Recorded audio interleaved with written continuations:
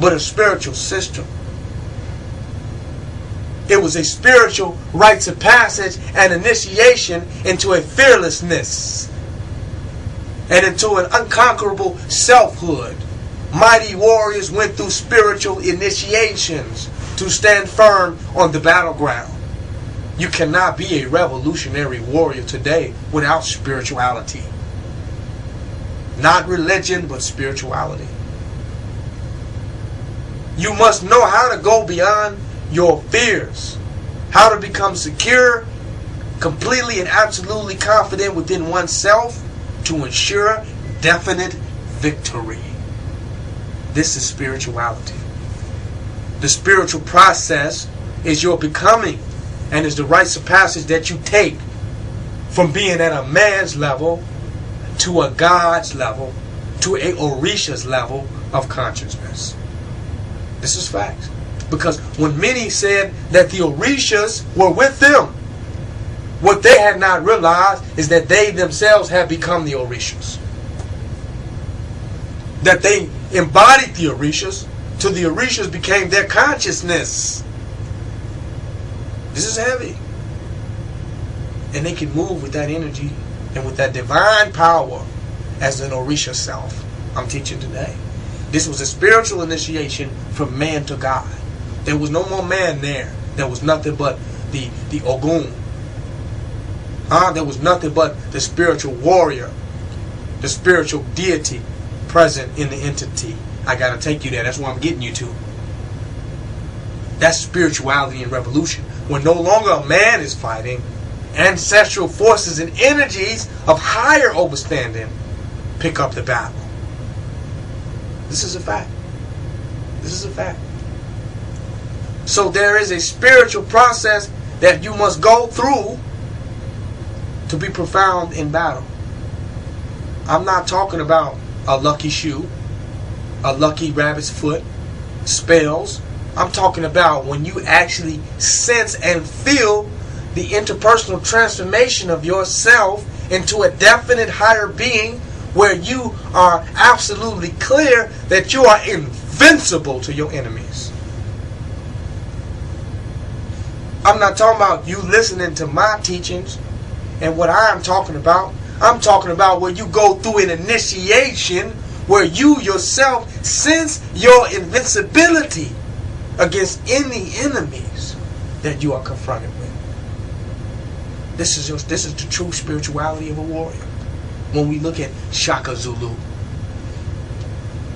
Toussaint Louverture, we look at the revolution in Haiti. We know that there was a spiritual warfare, that there was a spiritual transformation that happened within the individual. Here, there is a spiritual rites of passage into warriorhood, not senseless spirituality for dummies. We're not talking about your chakras, where you can go sit in a cafe and tell somebody that my chakras are lit. I'm talking about a practical, energetic science that can be utilized to overcome the pitfalls and traps of this wicked devil. I'm talking about being prepared and ready for true warfare with your enemies spiritually. That's what I'm going to prepare you for. Now your chakras and seeing auras and all that, I'm not going into that. If you sitting somewhere and you looking at somebody seeing rainbows, I don't know how that's going to help you. I really don't. But I'm talking about you getting the fortitude within yourself to stand against an army if necessary.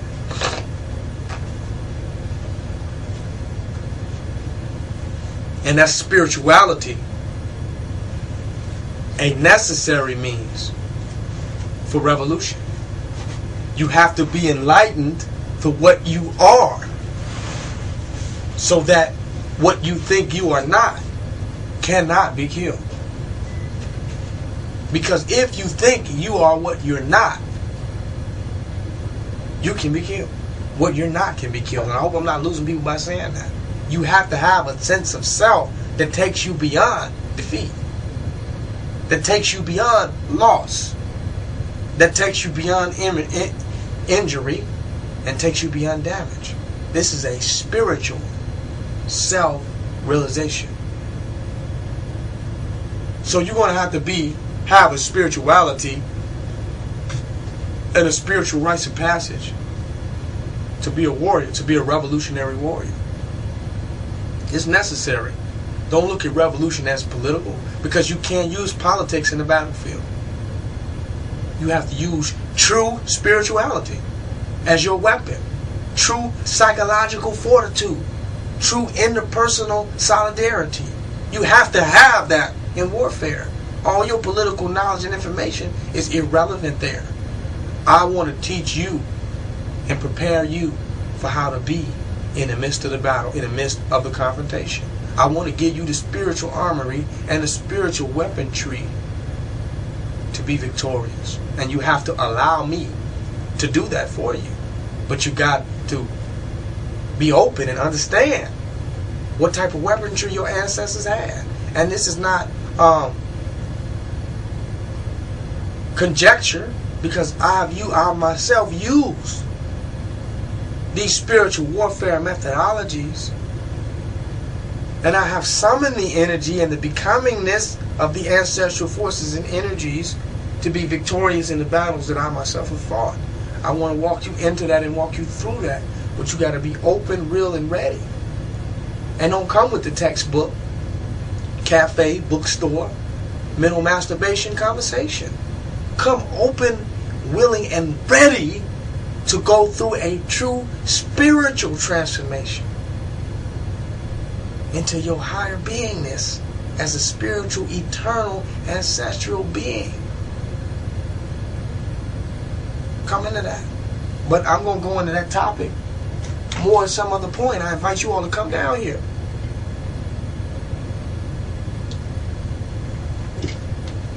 Come down here to the Black Enlightenment Reality Center. Come down here to the Melanin Activation Center and learn true spiritual warfare, true spiritual self-realization. Come learn it. And your knowledge of that is your true self. Next topic I wanted to talk about. I wanted to go into the issue dealing with Obama. I got to talk about Obama because it shows something deep, the contradictory nature of the black people in America. And it brings you back to my first point where I was talking about the human thing. We wanted to be humans. The desire to be human was actually the desire to melt our personalities, to destroy our racial identities. Our desire to be human was our desire to remove our unique racial identity and our cultural reality and our spiritual reality all at the same time out of our desire to be human. But we did not realize that for all those years till Barack Obama got in office. Because Barack Obama does not have a black agenda. He has a human agenda. Y'all know what I'm saying? And when you go to him and say, but you black, what about black people? The same Negroes wanted to be human. So when they have a person that manifests, that is the embodiment of that false human ideology, it throws them off. Because he says, what about the black people? What about the blacks in America? What about the black agendas? And he say, well, I'm here for all humans. You say, wow. Isn't that what you wanted? Not to be black no more? For your uniqueness no longer to be recognized? Your unique situation of poverty, the destitute situation that was set up by your slave masters that we suffer from working for them and then benefiting and reaping the benefits of our labor? Isn't that what you wanted?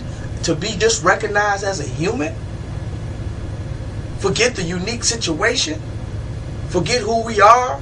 The beauty of our divine existence? And melt all that into being a white human with something similar or some sameness with the white person? That's what humanness is. Some sameness with entities of other ethnicities, cultures, prototypes, phenotypes, genotypes. The so-called human is the sameness of all these differences, to the point that sometimes those differences go completely unrecognized. Even if recognizing those differences means those people who need special attention and special assistance given a condition go neglected. But y'all want it to be human. So you also see the pitfalls of the human thing, of the thing called human. When you say, what about the black rights, the black condition, the black agenda, what about the condition of black people changing? And he say, well, I'm in office for humans.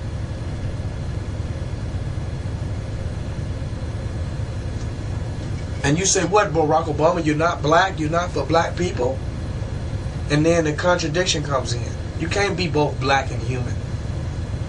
Two different things, two different concepts. Human is the sameness with no regards to natural differences. And black specifically is Pan-African and nationalistic, dealing with a particular people with a particular agenda based upon what they are by nature and who their enemies are by nature. Dealing with a particular species. That's what black is. So you cannot be black and human. You gotta choose one or another. If you're gonna be human, you give up being black. Like Barack Obama.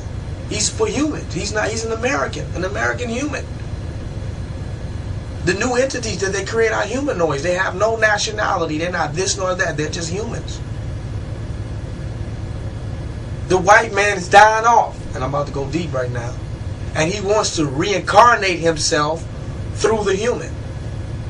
He wants to get rid of every race and create this dominant Eurocentric entity called the human, meaning that this being will not physically be white, but ideologically he will be human, which is a mentally white person. I'm about to go heavy. He knows the sun is going to burn him up. He knows nature is going to destroy him. So if all these things are going to occur, how will he continue to live on the planet? He must incarnate as an ideology that can live in multi-dimensional beings. He must become reincarnated as a big idea that is a spirit of a time. I'm about to go deep, because an idea is a spirit. Because if you get a certain idea, you can act differently. So let's look at an idea as a